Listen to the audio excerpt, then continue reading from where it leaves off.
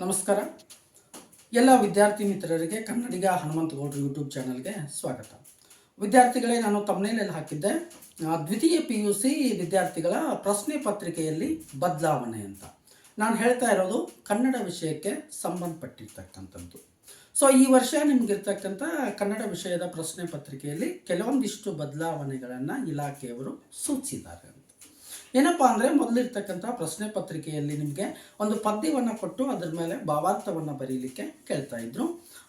ಈ ಸಲ ಏನು ಅಂತಂದ್ರೆ ಆ ಪ್ರಶ್ನೆ ಇರೋದಿಲ್ಲ. ಅಂದ್ರೆ ಪದ್ಯದ ಭಾವಾರ್ಥವನ್ನು ಬರೀತಕ್ಕಂಥದ್ದು ಪ್ರಶ್ನೆ ಇರುವುದಿಲ್ಲ. ಒಂದು ಪದ್ಯವನ್ನು ಕೊಟ್ಟಿರ್ತಾರೆ, ಸೊ ಭಾವಾರ್ಥವನ್ನು ಬರೀಲಿಕ್ಕೆ ಕೇಳೋದಿಲ್ಲ. ಆ ಪದ್ಯದ ಮೇಲೆ 3 ಪ್ರಶ್ನೆಗಳನ್ನು ಕೇಳಿರ್ತಾರೆ. 2 ಪ್ರಶ್ನೆಗಳು 1 ಅಂಕದ್ದಿರುತ್ತೆ. ಅದರ ಜೊತೆಗೆ ಏನು ಅಂತಂದ್ರೆ ಇನ್ನೊಂದು ಪ್ರಶ್ನೆ ಏನು ಅಂತಂದ್ರೆ 2 ಅಂಕದ ಪ್ರಶ್ನೆ ಇರ್ತದೆ. ಸೊ ವಿದ್ಯಾರ್ಥಿಗಳು ಇದರಿಂದ ಗೊಂದಲಕ್ಕೆ ಒಳಗಾಗ್ತಕ್ಕಂಥ ಅವಶ್ಯಕತೆ ಇರುವುದಿಲ್ಲ. ಯಾಕಂದ್ರೆ ಮೊದಲಿನಗಿಂತಲೂ ನಿಮ್ಗೇನು ಅಂತಂದ್ರೆ ಇನ್ನಷ್ಟು ಏನಾಯಿತು ಅಂದ್ರೆ ಸರಳವಾಯಿತು. ಯಾಕಂದ್ರೆ ಪದ್ಯ ನಿಮ್ಮ ಕಣ್ಮುಂದೆನೇ ಇರುತ್ತೆ. ಆ ಪದ್ಯದೊಳಗಡೆ ಇರ್ತಕ್ಕಂಥ ವಿಷಯಕ್ಕೆ ಸಂಬಂಧಪಟ್ಟಂಗೆ 1 ಮಾರ್ಕ್ಸಿಂದ 2 ಪ್ರಶ್ನೆಗಳನ್ನು ಕೇಳ್ತಾರೆ.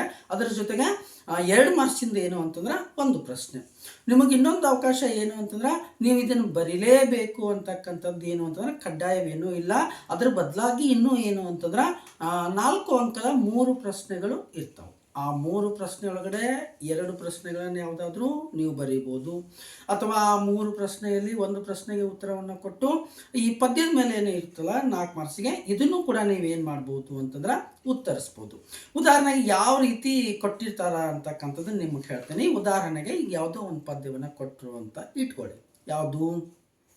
ಉಣದಿರ್ಪ ದನಂ ಇರ್ದೊಡೇನು ಸುತ ನಿರ್ದೇಂ ಮುಪ್ಪಿನಲ್ಲಾಗದ, ಒಣಗಲ್ ಪೈರಿಗೆ ಬಾರದಿರ್ದ ಮಳೆ ತಾಮ್ ಬಂದ್, ಆಪತ್ತಿನೋಳ್ ಮಣಿದುಂ ನೋಡದ ಬಂಧು ವೇತ ಕೆನಿಸಲ್, ಕಾಲೋಚಿತ ಕೈದಿದ ತೃಣವೇ ಪರ್ವತವಲ್ಲವೇ ಹರ ಹರ ಚೆನ್ನ ಸೋಮೇಶ್ವರ. ಈ ಪದ್ಯವನ್ನು ಕೊಟ್ಟರು ಅಂತ ಇಟ್ಕೊಳ್ಳಿ. ಅದ್ರ ಮೇಲೆ ಪ್ರಶ್ನೆಗಳನ್ನು ಯಾವ ರೀತಿ ಕೇಳ್ತಾರೆ. ಪ್ರಶ್ನೆ 1, ಬೆಳೆಗೆ ಮಳೆ ಯಾವಾಗ ಬೇಕು? 1 ಅಂಕದ ಪ್ರಶ್ನೆ.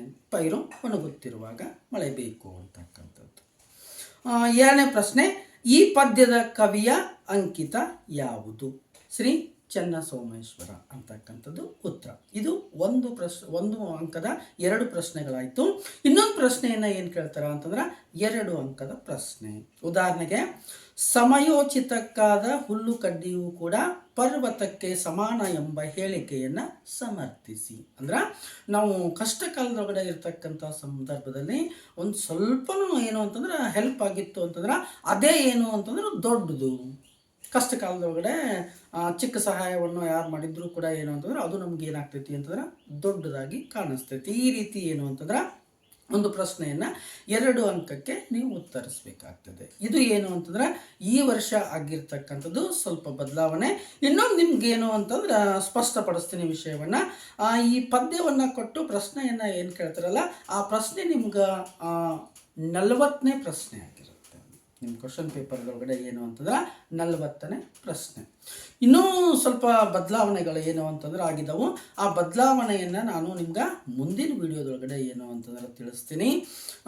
ಅಲ್ಲಿವರೆಗೂ ಈ ವಿಡಿಯೋವನ್ನು ವೀಕ್ಷಣೆ ಮಾಡಿ.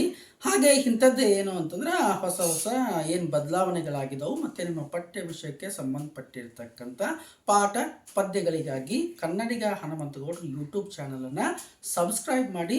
ಅಲ್ಲಿ ಏನು ಅಂತಂದ್ರೆ ಬೆಲ್ ಬಟನ್ ಮೇಲೆ ಕ್ಲಿಕ್ ಮಾಡಿ ಆಲ್ ಅಂತ ಸೆಲೆಕ್ಟ್ ಮಾಡಿ. ಈ ರೀತಿ ನಿಮ್ಮ ವಿದ್ಯಾರ್ಥಿಗಳಿಗೆ ಸಹಾಯ ಆಗ್ತಕ್ಕಂಥ ವಿಡಿಯೋಗಳನ್ನು ನಾನು ಮಾಡ್ತಾ ಇರ್ತೀನಿ. ಆ ಎಲ್ಲ ವಿಡಿಯೋಗಳು ತಮಗೆ ತಲುಪ್ತಾವು ಅಂತ ಹೇಳ್ತಾ ಎಲ್ಲರಿಗೂ ಕೂಡ ನಮಸ್ಕಾರ, ಧನ್ಯವಾದಗಳು.